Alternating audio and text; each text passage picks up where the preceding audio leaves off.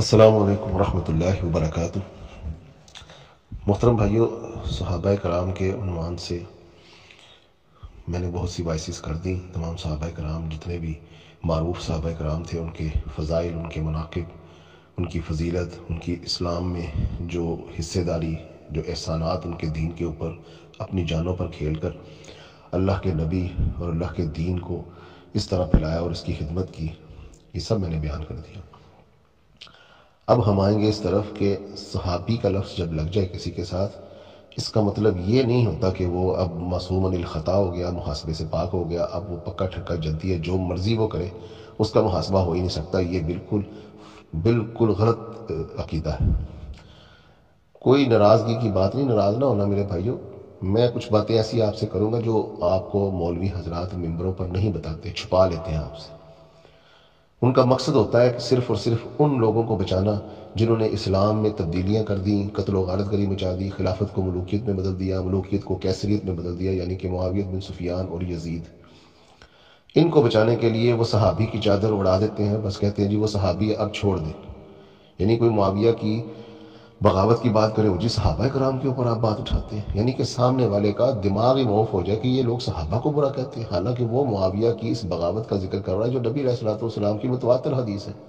واہ عمار تقتلک فیۃ الباغی، اے عمار تجھے ایک باغی گروہ قتل کرے گا۔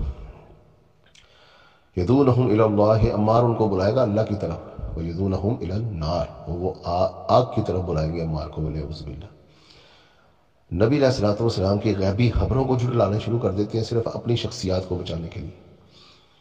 تو پھر میں آپ کو کچھ گوش گزار کر دیتا ہوں، پھر آپ خود فیصلہ کیجئے گا کہ یہ صحابی بھی ہیں اور ان سے کس طرح کے جرائم ہو رہے ہیں، اور کیا اللہ رب العزت نے قرآن پاک میں نہیں فرما دیا فَمَن يَعْمَلْ مِثْقَالَ ذَرَّةٍ خَيْرًا يَرَهُ وَمَن يَعْمَلْ مِثْقَالَ ذَرَّةٍ شَرًّا يَرَهُ۔ اللہ کا قرآن ہمیں یہ کہتا ہے کہ وہ رائی کے دانے کے برابر نہ شر معاف کرے گا، نہ خیر اس کی ضائع کرے گا۔ تو نبی علیہ الصلوۃ والسلام بخاری شریف میں اٹھا کے دیکھ لیں، ایک مدھم نامی صحابی جو اللہ کے نبی علیہ الصلوۃ والسلام کا سفر اور ہجر میں اونٹ کا کجاوا کسا کرتا تھا اور آپ کے وضو کا انتظام کرتا تھا۔ کتنی متبرک ڈیوٹی ہے، اور نبی علیہ الصلوۃ والسلام کے ساتھ ہے، خیبر کی جنگ ہے، اور وہ صحابی رسول مدھم، بخاری میں اس کی روایت موجود ہے۔ آپ کہیں گے میں آپ کو کھول کے اس کا سکین بھیج دوں گا۔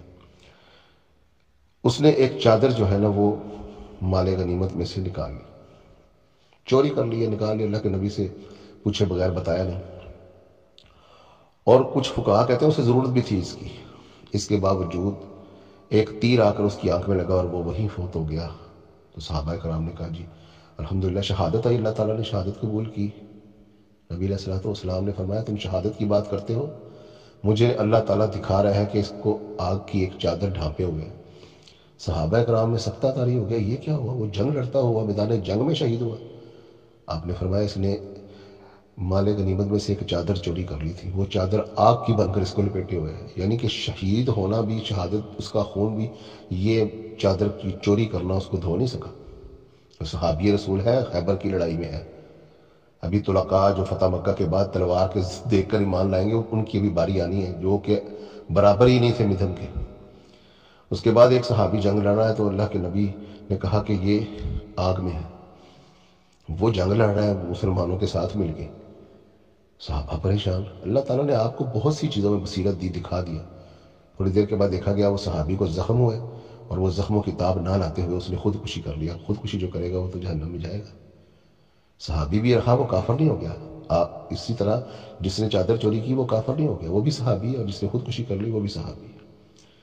اگلا واقعہ آپ سن لیجئے، بخاری مسلم کی روایت آپ کو بتا دیتا ہوں کہ نبی علیہ الصلوۃ والسلام دو قبروں سے گزرے اور آپ نے وہاں دیکھا کہ ان پر عذاب، اللہ تعالیٰ نے دکھایا آپ کو کہ عذاب میں ہیں وہ۔ آپ نے اس کے اوپر پودا لگایا اور دعا کی، اور آپ نے فرمایا میرا یہ ٹہنی لگانے سے اور دعا کرنے سے ان پر عذاب ٹل گیا، جب تک یہ ٹہنیاں جو ہے ہری بھری رہیں گی ان کے اوپر سے عذاب ٹلا رہے گا۔ اب وہ کسی کافر کی قبریں تو نہیں تھی، نبی علیہ الصلوۃ والسلام نے ان قبروں پر یہ دعا کی ہے، اور تو اللہ مسلمان ہے تو صحابی۔ اب کچھ لوگ کہتے ہیں جی پچھلی امتوں کے وہ لوگ تھے، اب ان کو کس نے کہہ دیا وہ پچھلی امتوں کے لوگ تھے؟ چلے جو ان کا ظرف ہے، میں آگے اور اس ایک واقعہ بتا دیتا ہوں۔ بخاری شریف میں مل جائے گا آپ کو، مسلم میں مل جائے گا، اور بڑی کتابوں میں مل جائے گا کہ اللہ کے نبی علیہ الصلوۃ والسلام نے فرمایا کہ روزے قیامت میں حوض کوثر پہ پانی پلا رہا ہوں گا، اور ایک جماعت مجھے نظر آئے گی، میں انہیں پہچان لوں گا، وہ مجھے پہچان لیں گے، اور میں ان سے کہوں گا اصحابی اصحابی، او میرے صحابہ، او میرے صحابہ، وہ بھی پہچان لیں گے، وہ آئیں گے میری طرف، اور راستے میں دیوار کر دی جائے گی، اور میں کہوں گا یا اللہ یہ تو میرے صحاب ہیں، آپ اللہ کی طرف سے آواز آئے گی، آپ کو نہیں پتہ آپ کے دنیا سے جانے کے بعد انہوں نے دین میں تبدیلیاں کر دی تھی، بدلوا فی الدین۔ اللہ کے نبی فرمائیں گے سحقن سحقن لمن غیر بعدی، لے جاؤ ان کو جنہوں نے میرے بعد تبدیلیاں کر دی، سحقن سحقن لمن بدل بعدی۔ اب دیکھیں یہ صحابی کے لفظ ہیں، بخاری شریف ہے، اللہ کے نبی ان کو پہچانتے ہیں، وہ اللہ کے نبی کو پہچانتے ہیں، اور اسی لیے اللہ کے نبی نے اپنی حیات مبارکہ میں یہ حدیثیں سنائی ہوئی اور فرمایا ہوا ہے کہ میرے بہت سے ایسے صحابہ ہوں گے جو مجھے دوبارہ نہیں ملیں گے کبھی۔ صحابہ کرام پریشان ہو گئے، اس میں سے کچھ مرتدین بھی ہیں، اس میں سے کچھ ایسے بھی ہیں کہ جو اللہ کے نبی کی حیات کے بعد مرتد ہو گئے، تو آپ کسے پتہ ہے کیا چلے، وہ تو مرتد ہو گئے نا۔ اللہ تعالیٰ قرآن میں سورہ توبہ میں فرماتے ہیں اے نبی مدینہ اور اس کے بادیہ نشین میں اتنے ماہر منافق ہیں، مرض النفاق، ان کے دلوں میں نفاق کا مرض گھر کر چکا ہے، لا تعلمہم نحن عالمہم، کہ آپ بھی نہیں جانتے ہیں نبی، ہم جانتے ہیں۔ اب جسے اللہ کا نبی نہیں جانتا ہے، ہم اللہ خود جانتے ہیں، پتہ نہیں ہم اس کے کتنے مناقب میں کتابیں بھر ڈالی ہوں ہم نے، ہمیں کیا پتہ، نبی کو اللہ کہہ رہے آپ نہیں جانتے، لیکن ہیں وہ صحابی ماہر منافق۔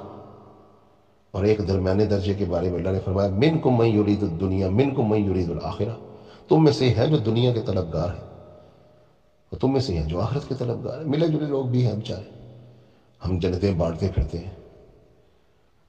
اس کے بعد پھر ایک واقعہ سن لیجئے کہ نبی علیہ الصلوۃ والسلام کا صحابی ہے ولید ابن عقبہ، اللہ کے نبی علیہ الصلوۃ والسلام اسے اپنا مندوب بنا کے ٹیکس کلیکٹر بھیجتے ہیں اسے قبیلے کی طرف، وہ راستے میں سے مڑ کے آ جاتا ہے۔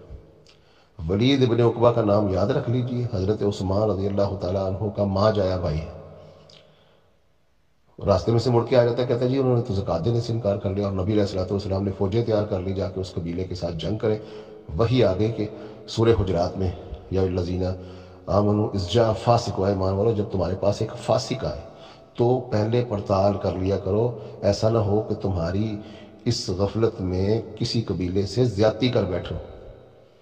ادھر وہ قبیلے والے بھی آگے کہ رسول اللہ کا مندوب نہیں آیا، اور انہوں نے آگے کہا یا رسول اللہ کوئی آیا نہیں تھا، ہم نے کہا چلو ہم خود زکوٰۃ لے کر چلیں، تو نبی علیہ الصلوۃ والسلام نے کہا اس نے تو کہا کہ آپ نے زکوٰۃ نہیں دی، نے کہا پوچھو اس لیے تو ہمارے پاس آیا ہی نہیں۔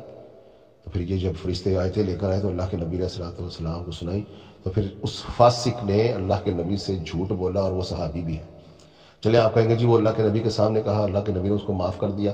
نبی علیہ الصلوۃ والسلام کی وفات کے بعد یہی ولید ابن عقبہ کو حضرت عثمان رضی اللہ تعالیٰ عنہ نے کوفے کا امیر بنا دیا۔ شراب پیتا تھا، صحابہ کرام پریشان تھے، ایک دن شراب پی کے نماز ہی پڑھا دی، فجر کی نماز ہے اور رکعتیں پڑھا کے کہتا اور پڑھاؤں، صحابہ کرام کو پتہ چل گیا، وہاں سے اٹھا کر اس کو لے کر آیا حضرت عثمان کے پاس، مقدمہ چلا، گواہ بیٹھے، حضرت عثمان نے اس کو جو ہے نا کوڑے لگانے کے لیے حضرت علی سے کہا کہ کم یا علی وجدنا، اور اٹھو اور اس کو لگاؤ کوڑے۔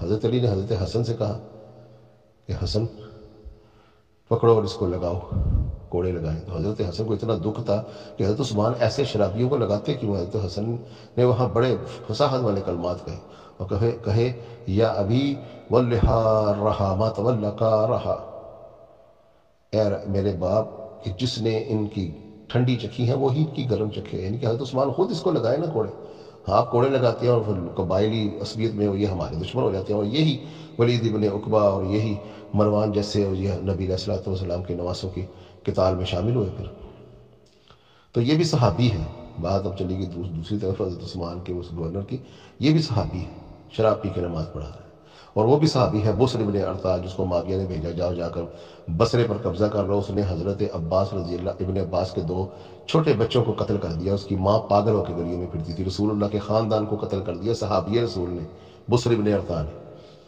اللہ کے نبی کے چچا کا بیٹا ہے، اور اس کے 2 پھولوں جیسے بچے، اور اس بسر ابن ارطا نے اس قبضہ کر کے بصرہ پر مسلمان عورتوں کو کنیزیں بنا کر بیچ ڈالا، یہ صحابی رسول ہے بسر ابن ارطا۔ اور اسی طرح یہ بھی صحابی رسول ہے معاویہ بن سفیان، جس نے بغاوت کر کے حضرت علی سے زرہ پہن کے آ کے جنگ کی، اور ممبروں پر حضرت علی کو لعنت کروانی شروع کی، اور اس کے گورنر کہتے تھے جمعے کے خطبے میں لعن اللہ علی و من احبہم، یہ صحابی ہے، اور وہ بھی صحابی ہیں۔ مغیرہ بن شعبہ کھڑا ہے اور ایک ایک بندے کو ممبر پر بلا کے حضرت علی کے اوپر لعنتیں کروا رہے ہیں، اور وہاں سعید بن زید نے کہا میری زندگی نے مجھے یہ دن بھی دکھانے تھے، دیکھو اس ظالم کو صحابی رسول کے سامنے اللہ کے نبی کے صحابی کو لعنت کروا رہا ہے، یہ بھی صحابی ہے۔ تو کیا یہ سارے جنتوں میں جا کر بیٹھ گئے، یہ معصومون الخطا ہو گئے، یہ محاسبے سے پاک ہو گئے؟ تو ہمارا کیا قصور ہے؟ ہم اس اللہ کے نبی کے دور میں پیدا نہیں ہوئے، تو کیا ہمارا قصور ہے؟ اللہ تعالیٰ تو کسی سے زیادتی نہیں کرتا۔ صحابی کا نام آ گیا تو ممبروں پر بیٹھ کر جھوٹ مارتے چلے جاتے ہیں، ہر صحابی نبی جنتی جنتی۔ اگر ہر صحابی نبی جنتی ہے تو پھر مدھم کو بخاری کی حدیث کو پھاڑ کے نکال دو وہاں سے، اس کا کیا قصور ہے؟ پھر وہ جس نے خودکشی کر لی اس کا کیا قصور ہے؟ اور جس کو اللہ کے نبی نے کہا تھا اصحابی اصحابی سحقن سحقن لمن غیر بعدی، یہ سب جھوٹی روایتیں ہیں ہمارے لیے۔ قرآن کہتا ہے منکم من یرید الدنیا منکم من یرید الآخرہ، قرآن کہتا ہے مرض النفاق کا مدینے اور اس کے اطراف میں، اور اللہ کے نبی کی خود کی حدیث ہے کہ میرے صحابہ میں 12 منافق ہیں، کبھی اس میں 8 اس میں سے کبھی جنت میں نہیں جائیں گے جب تک اونٹ سوئی کے ناکے سے نہ گزر جائے، یعنی کہ محال من محال من محال ہو ہی نہیں سکتا، ثم وراء الورا، اونٹ سوئی کے ناکے سے گزر ہی نہیں سکتا، اور وہ دبیلا پھورے سے مریں گے، یہ ان کی نشانی بھی بتا گیا اللہ کے نبی۔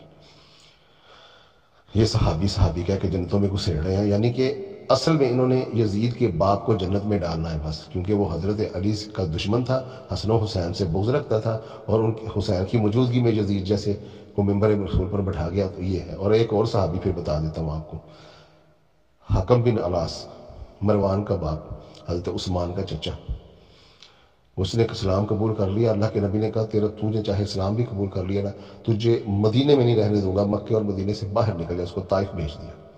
نبی علیہ الصلوۃ والسلام کی وفات کے بعد اس نے واپس آنا چاہا، حضرت ابوبکر نے 20 کوس اور دور کر دیا، حضرت عمر آئے انہوں نے اور دور کر دیا، یہ صحابی رسول ہے۔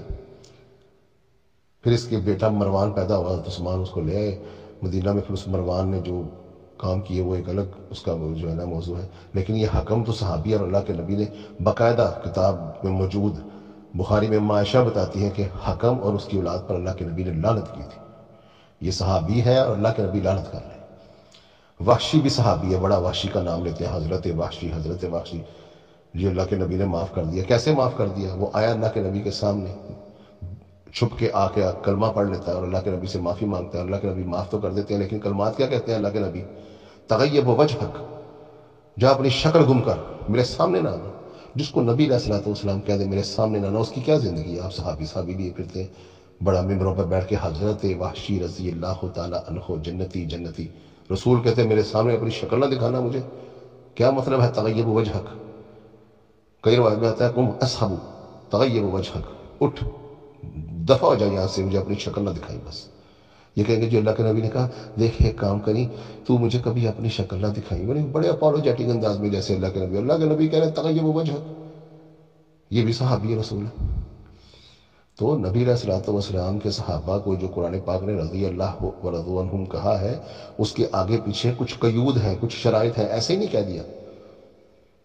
پوری سورۃ آیت پڑھتے ہی آیت ہے والسابقون الاولون من المہاجرین والانصار والذین اتبعوہم باحسان، کہ جو سبقت لے گئے جو پہلوں میں سے تھے انصار اور مہاجرین میں سے، اور والذین اتبعوہم باحسان، جو احسان کے ساتھ ان کی اتباع کریں گے، تو پھر اللہ کہتا ہے رضی اللہ عنہم ورضوا عنہ، یہ حالی رضی اللہ پڑھتے چلے جا رہے ہیں۔ پھر اللہ تعالیٰ کہتا ہے یبایعون تحت الشجرۃ، جنہوں نے درخت کے نیچے بیعت کر لی، ان کو اللہ کہہ رہا ہے رضی اللہ عنہم ورضوا عنہ، اور آگے اللہ تعالیٰ کہتا ہے ذالک من خشی ربہ، اب وہ اگر اللہ سے ڈرتے رہے، یہ حالی رضی اللہ پڑھے جا رہے ہیں۔ بھئی اگر اسی طرح ہی ہوتا تو اللہ تعالیٰ اتنی قیود کیوں لگا رہے ہیں؟